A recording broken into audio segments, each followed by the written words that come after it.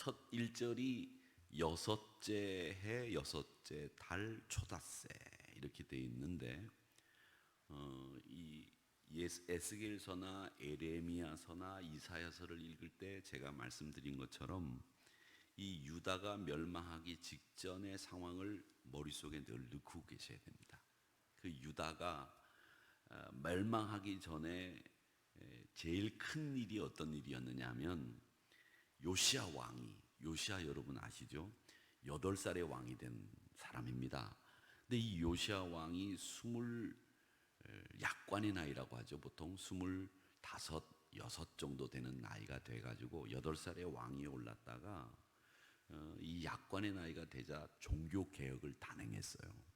그래서 이스라엘을 하나님 섬기는 나라로 만들겠다. 그래서 우상을 타파하고 온 나라에 있는 산당을 제거하고 하나님 섬기는 일만 하겠다. 이렇게 해놓은 사람이 요시야.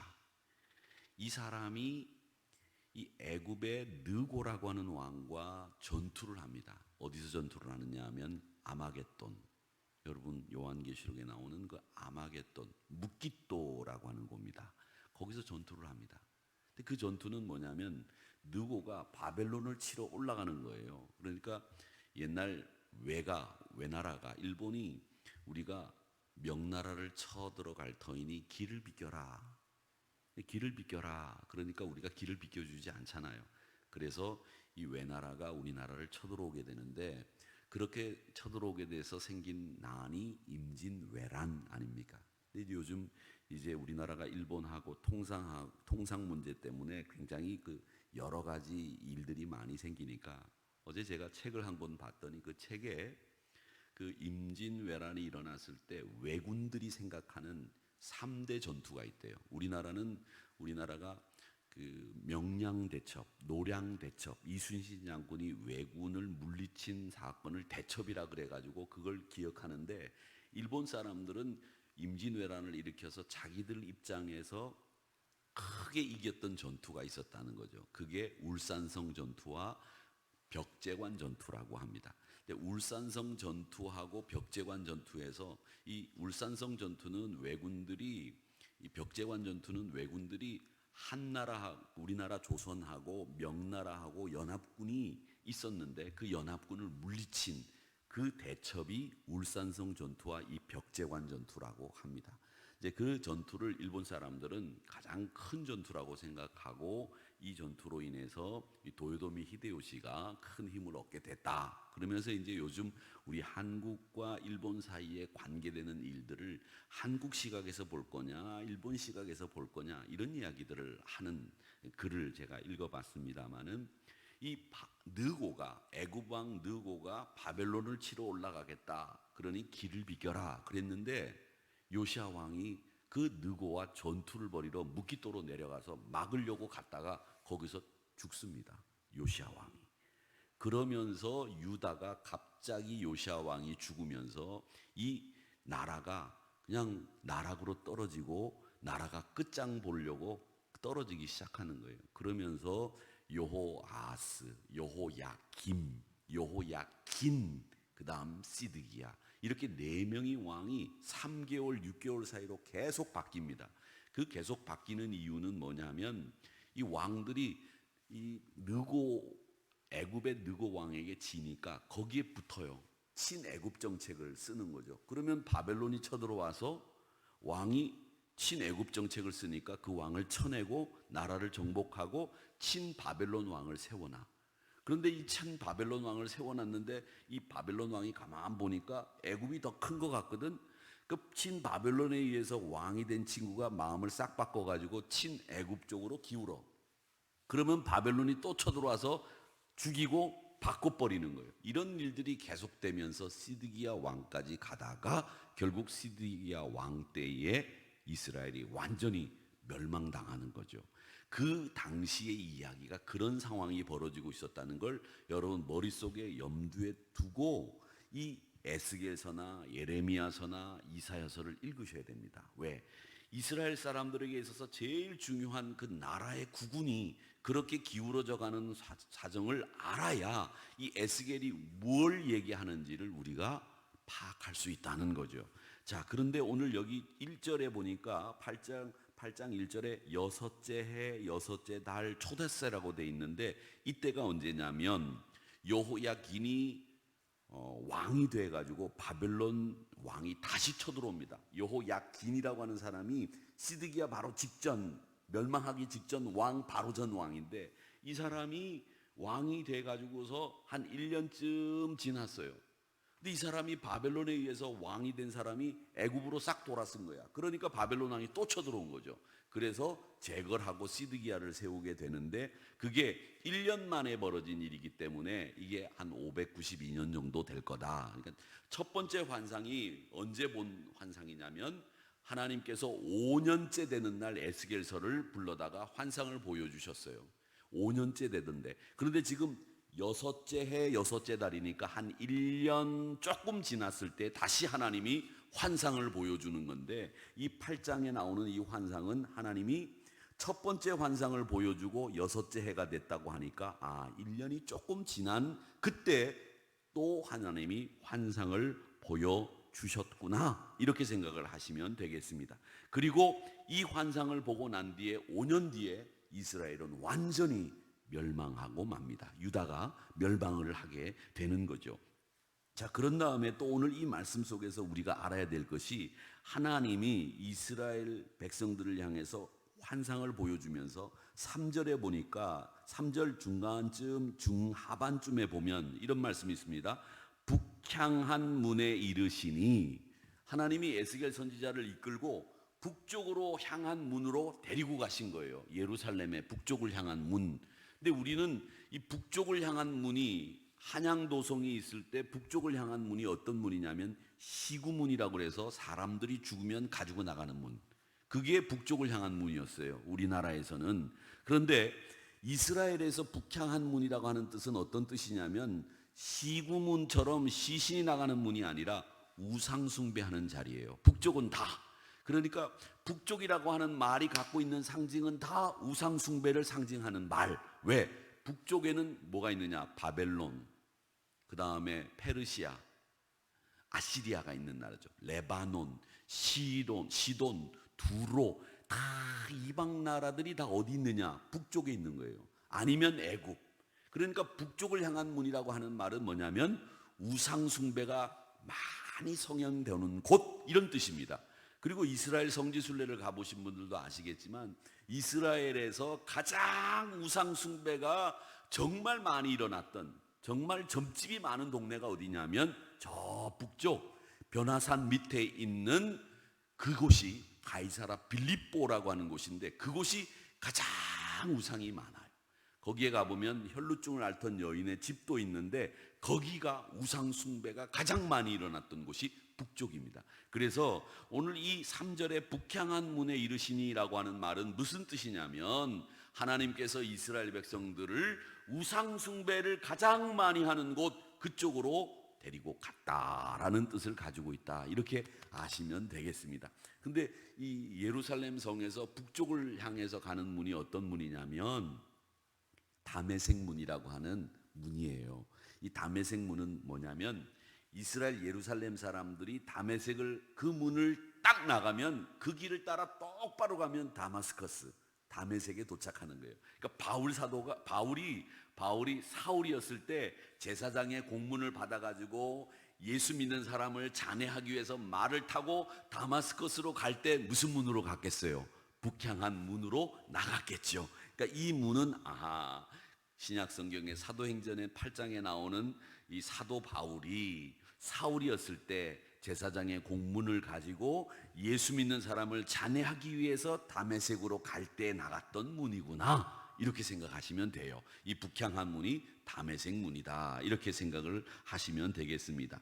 자, 그런데 오늘 이 말씀에 보면 3절에서부터 6절까지는 북향한 문에 있는 우상, 그 다음 우상을 섬기는 제단, 그리고 우상 숭배하는 모습, 이런 것들을 6절에서까지 보여주시고 있다라고 하는 겁니다. 근데 이 북향한 문이라고 하는 것은, 여러분 보세요. 사람들이 이 문, 남대문, 동대문, 이 문은 사람들이 많이 왕래하는 곳입니까? 사람들이 드문 곳입니까?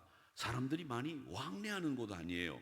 거기서 우상 숭배를 했다는 말은 무슨 말이냐면 사람들이 숨어서 우상 숭배를 하는 게 아니라 몰래 우상 숭배를 하는 게 아니라 대놓고 우상 숭배를 했다는 거예요. 하나님의 백성이면서도 대놓고 우상 숭배를 했다는 말이에요.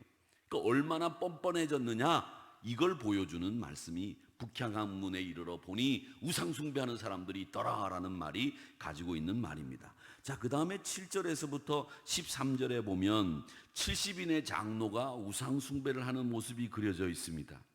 그리고 담을 헐라고 해서 7절에 담을 헐어 보니까 그곳에 구멍이 있어요. 그 담에 구멍이 있어.